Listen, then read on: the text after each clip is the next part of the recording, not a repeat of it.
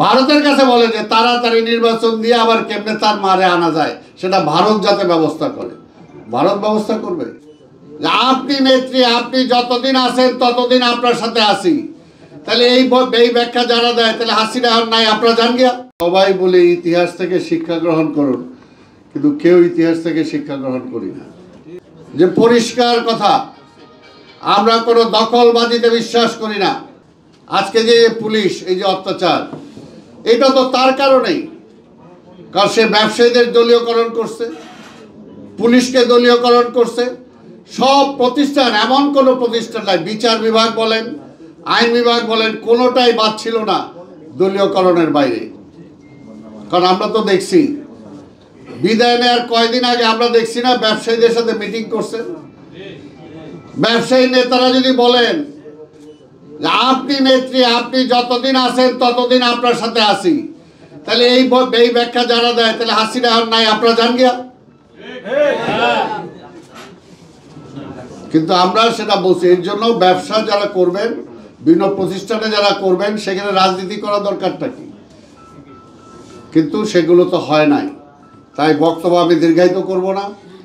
আমি প্রথমেই বলছি যে আপনাদেরটা ব্যবসা না, আপনাদেরটা সেবামূলক কাজ আপনারা করেন। এইখানে সবাই মিলে কাজ করতে হবে। নায়ক তারেক রহমান বলেছেন যে পরিষ্কার কথা, আমরা কোনো দখলবাজিতে বিশ্বাস করি না, কোনো চাঁদাবাজিতে বিশ্বাস করি না। যদি কেউ অন্যায়ভাবে সেটা করে তাহলে তাকে আইনের আওতায় দিয়ে দেবেন। তার মানে আবার এই না যারা কট্টর আওয়ামী লীগ ছিল এগুলো তার চেয়ারে বদ্ধ একেবারে আঁকড়ায় বসে থাকবে, আবার আপনার ওইটাও মাইনা নেবেন, এটাও হইতে পারে না। সোজা কথা, সোজা কথা। কারণ আওয়ামী লীগ এই দেশের জন্য রাজনীতি করে না। আওয়ামী লীগ একটা ভিন্ন দেশের আধিপত্যবাদী শক্তির পক্ষে তারা এখানে কাজ করে। এখনো তার ছেলে বলে, কি বলে, বাংলাদেশের মানুষকে সে অ্যাপিল করে না, অ্যাপিল করে ভারতকে। ভারতের কাছে বলে যে তাড়াতাড়ি নির্বাচন দিয়ে আবার কেমনে তার মারে আনা যায় সেটা ভারত যাতে ব্যবস্থা করে। ভারত ব্যবস্থা করবে?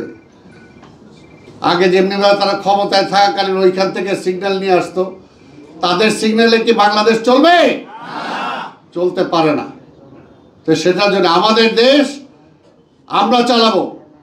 এই দেশের যখন মুক্তিযুদ্ধে যাই তখনও স্বপ্ন ছিল এই দেশ আমাদের দেশ, আমরা চালাবো। এখানে আবার গুলি হবে কেন? এখানে পল্টন ময়দানে জনসভা করতে হবে কেন? কিন্তু সেই স্বপ্ন বাস্তবায়িত হয় নাই এই আওয়ামী লীগের জন্য। এত বছর পরে আবার ছাত্ররা এবং আমাদের দীর্ঘদিনের সংগ্রাম, এরা আমাদের সংগ্রামও ভুলে গেলে হবে না। সাধারণ মানুষরা সেই গ্রামগঞ্জের থেকে দেখা যায় তার সমস্ত অনেক কিছু আইসা, তার জীবন একটাই হলো যে সে একটা হজ করবে। দেখা যায় সেই হজটাও সে ঠিক মতো করতে পারে না। হজ করার জন্য নিয়ত করছে, টিকিট পায় না।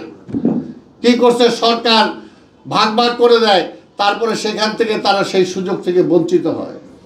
এবং আপনারা সেটার পরবর্তী পর্যায়ে দোষের শিকার হন। আপনারা সৎ মানুষের কোনো বিকল্প নাই, ভালো মানুষের কোনো বিকল্প নাই। কিন্তু শেখ হাসিনা ক্ষমতা আসার পরে এই রাজনীতিটাকে কুলুষিত করে দিছে। যাকে ইচ্ছা তাকে সে এমপি বানাইছে, যাকে ইচ্ছা তাকে মন্ত্রী বানাইছে, যাকে ইচ্ছা যেখানে বসাইছে। নিজে চুরি করছে, সবাইকে চোর বানাইছে। নিজে ধর্মে বিশ্বাস করে না, সবাইকে বিধর্মী বানাইছে, চেষ্টা করছে। সমাজের বড় দায়িত্বে থাকার পরে যখন প্রতিদিন সকাল থেকে মিথ্যা কথা বলে, তাহলে সেখানে কি হবে?